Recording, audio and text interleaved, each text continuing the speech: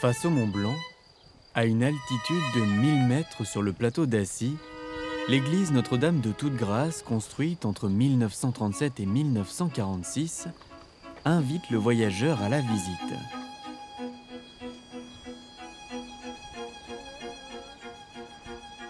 Mais revenons quelques années en arrière, entre 1926 et 1937. Le plateau d'Assy devient en une décennie une station de cure parmi les plus importantes d'Europe. On y reçoit les tuberculeux dans des édifices monumentaux appelés les paquebots. Le lieu est de plus reculé. Peu d'habitants, un risque donc limité de propager la tuberculose. Durant les décennies suivantes, les progrès chirurgicaux puis la chimiothérapie antituberculeuse vont faire chuter le taux d'occupation. Le recours aux antibiotiques dans les années 60 va leur porter le coup de grâce. En 1935, le chanoine Jean d'Évémy, aumônier du sanatorium de Sens-et-les-Mauses, pense à bâtir une église pour les malades. Il lance un concours d'architectes en 1937. Maurice Novarina, architecte savoyard, décide d'utiliser les matériaux du pays. Alors que l'église sort de terre, le chanoine d'Évémy a envie de la décorer. Invité à Paris pour visiter une exposition, et là il tombe en arrêt devant un vitrail de Rouault représentant un Christ de la Passion. C'est le coup de foudre. L'église va devenir l'édifice clé du renouveau de l'art sacré au XXe siècle. Conseillé par son ami le père dominicain Marie-Alain Couturier, pour qui tout artiste vrai est un inspiré, le chanoine parie sur le génie et invite pour la décoration les plus grands artistes modernes, sans tenir compte de leurs croyances religieuses ni de leur idéologie politique. Le rêve fou est en route.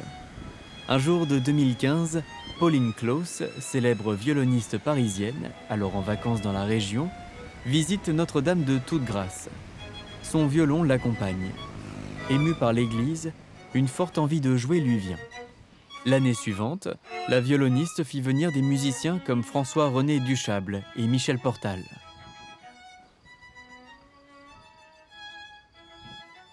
Le festival Les Musiques d'Assy, principal rendez-vous culturel de l'année, voit le jour.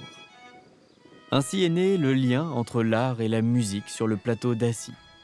Aujourd'hui, pour la fête de la musique, Claire Roff, violon, et Abigail Crofts, alto, viennent partager leur passion avec les habitants devant l'église en toute simplicité.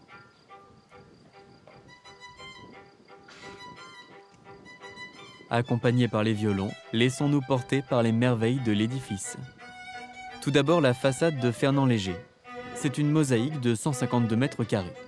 Au centre, un médaillon où s'inscrit le visage de la Vierge.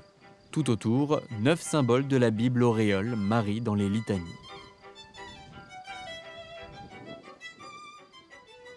Le magnifique bénitier, en marbre blanc de Benoît Coignard, accueille les fidèles. Le regard est aussitôt attiré par l'immense tapisserie qui surplombe le chœur. Nous y reviendrons.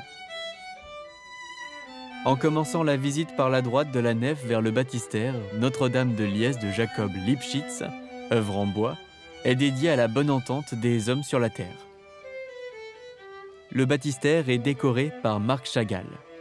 Au-dessus de la cuve baptismale de Carlo Signori, une céramique représente la traversée de la mer Rouge, puis l'ange aux huiles saintes et l'ange au candélabre de part et d'autre.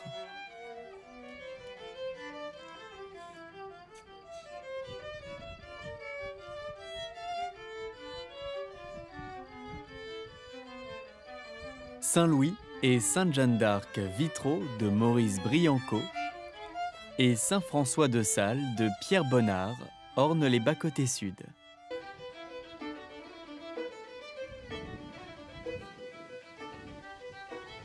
L'immense et splendide tapisserie de Jean Lurçat représentant l'Apocalypse.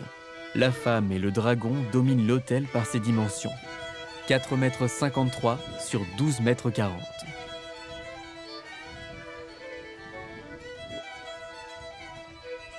Le Christ en croix est de Germanie Richier. Cette sculpture, qui n'a eu pas l'heure de plaire à l'évêque d'Annecy, a passé 20 ans dans un placard de la sacristie avant de reprendre sa place dans le chœur. Côté nord, Henri Matisse a conçu un autel décoré d'une céramique qui représente Saint-Dominique, d'une manière minimaliste. La porte du tabernacle est de Georges Braque.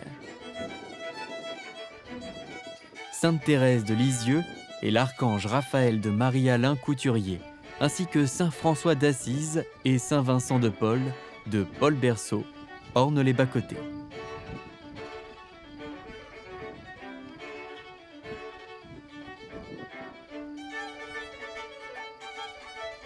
Côté ouest, des vitraux de Georges Rouault.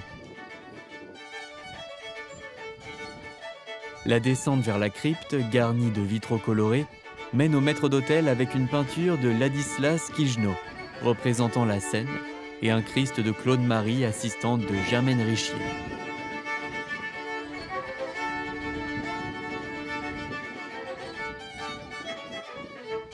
L'art et la musique sont si intimement liés que l'esprit peut librement s'envoler dans ce vaste univers.